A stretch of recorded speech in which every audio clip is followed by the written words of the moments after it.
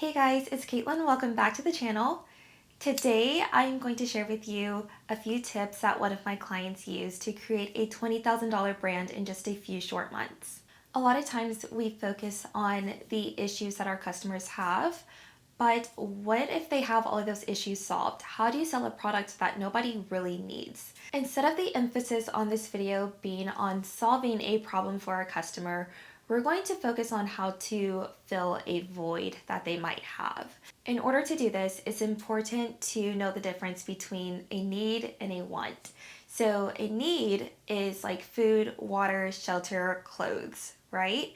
A want is going to be anything that we can build on top of our needs. So they are going to be things that we need, but they are custom, or they show our individuality, or they show how we want to present ourselves to the world.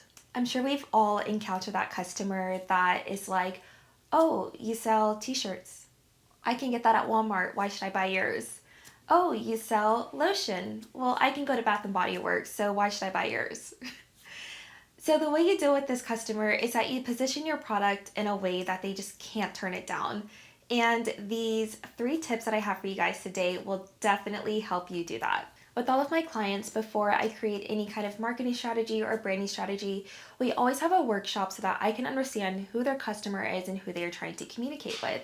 And so the way that I started the strategy session with this client was by asking him, well, who are you selling to? Let's look at your product. And he told me, well, I want to sell it to everyone. And I was like, well, no, you can't sell to everyone, because if you sell to everyone, you're selling to no one. So let's get very specific here. And I said, okay, well, for example, let's just pick one person. Is there one person that you would like to sell to? And he couldn't really think of anybody.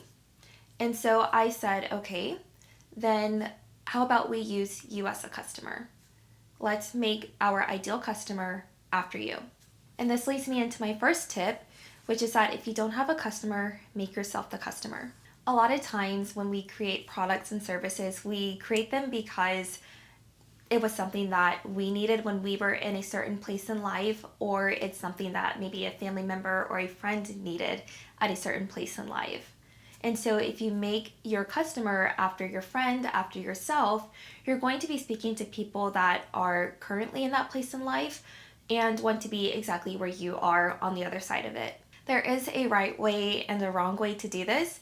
The wrong way to do this is by loosely creating a customer persona after yourself without really taking the time to deep dive into it. Which is why when I did personal branding for one of my clients, she told me that it was like therapy, because it really requires you to look inside and say, okay, yeah, these were honestly the issues that I had, and this is what it took for me to get from point A to point B.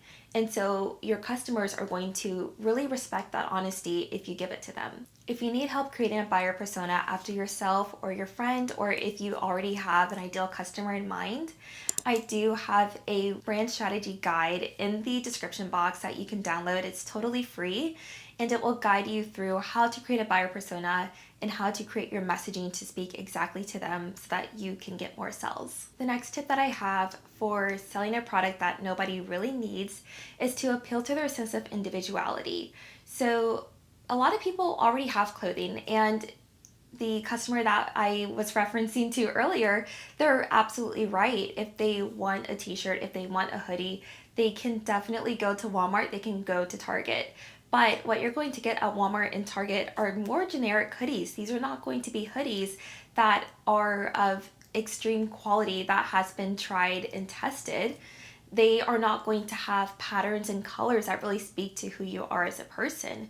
So if you're trying to sell your product that may have a more custom appeal to it, you really have to show why it is custom and why that customization is important. We've seen this play out in recent years, especially as the younger generation tries to find their own sense of style, and that is where we get all of the cores. So we have like cottage core and city core and grunge core, and like there's so many cores, Pilates girl core, there's clean girl, I could go on and on.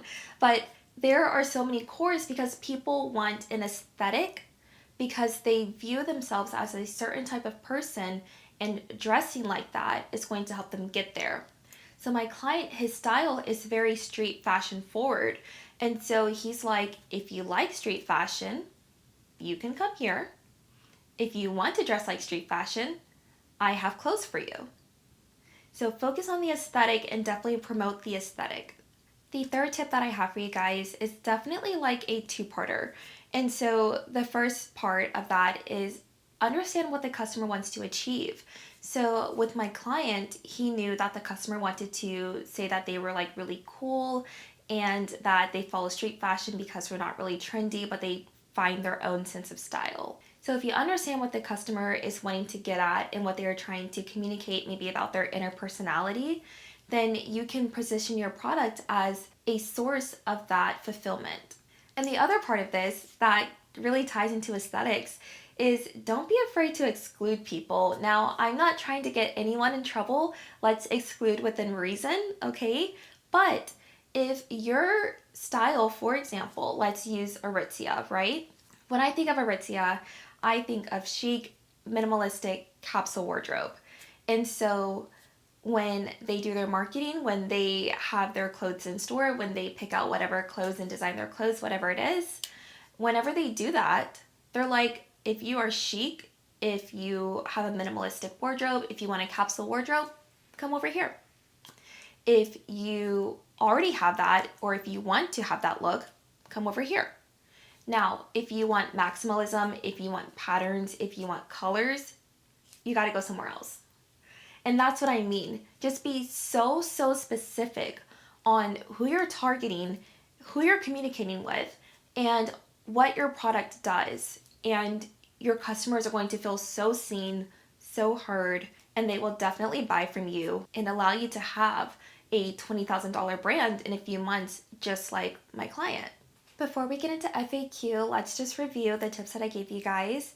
The first one was that if you don't have a customer in mind, it's okay to use yourself, your friend, or a family member, whoever your product reminds you of, as the ideal customer. And if you need help with that, don't forget that I do have a workbook in the description box that you can download to help you create your buyer personas. The second tip that I have is to appeal to their sense of individuality. So don't be afraid to just pick up the latest aesthetic. Of course, don't follow trends, but if the aesthetic really resonates with you, go all in.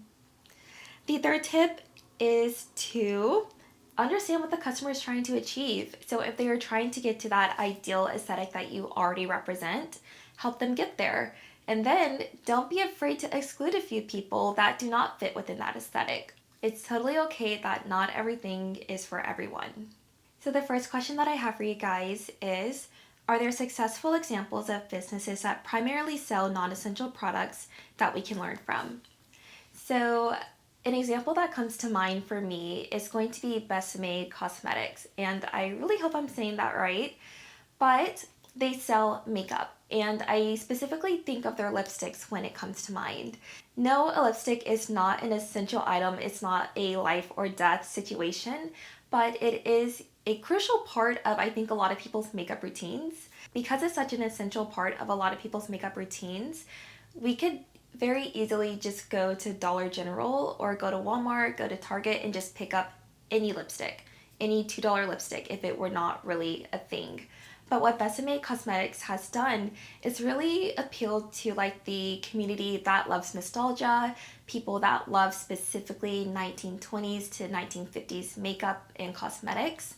And their whole brand is around creating a pinup look, including with your makeup style. So when I say pick an aesthetic and go all in on it, that is what I mean. Just make your entire brand so recognizable for being this one and this go-to to create a very certain look. The second question that I have for you guys, which is actually a really good one, is there a risk of market saturation when selling non-essential items, and how can I navigate this challenge? My client, he sells t-shirts, hoodies, sweats. Now I want you to think of one brand that also does this. Let's think of another one. Let's think of another one. Now I'm sure we can create a list of like 10 brands that do this exact same thing.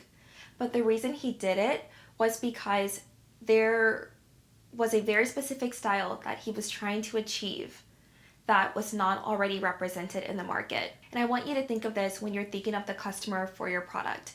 There was something missing. It could be the littlest thing, but there was something missing that forced you or encouraged you to create a product or service that met this exact need that you had.